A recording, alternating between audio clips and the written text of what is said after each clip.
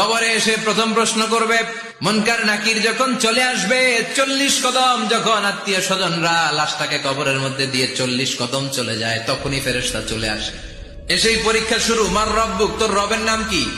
আমরা বলবো রব্বি আল্লাহ। দ্বিতীয় প্রশ্ন, ওমা দীনু, তোমার ধর্মের নাম কি? আমরা কি বলবো?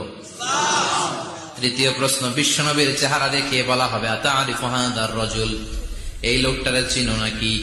আমরা বলবো চিনি, আমাদের প্রাণের নবী। সব প্রশ্নের উত্তর তুমি পেরেছো।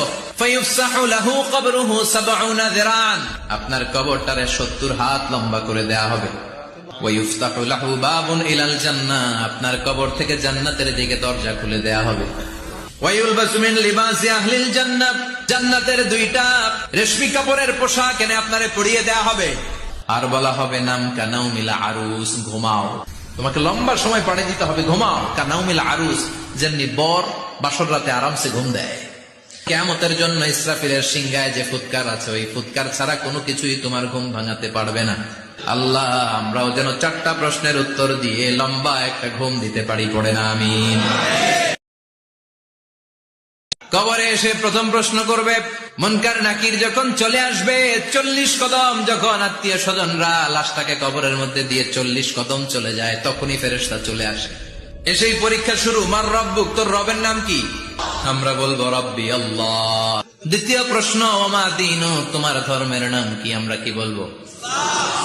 তৃতীয় প্রশ্ন, বিশ্বনবীর চেহারা দেখিয়ে বলা হবে, আতারিফু হাদার রাজুল, এই লোকটারে চিনো নাকি? আমরা বলবো চিনি, আমাদের প্রাণের নবী। সব প্রশ্নের উত্তর তুমি পেরেছো।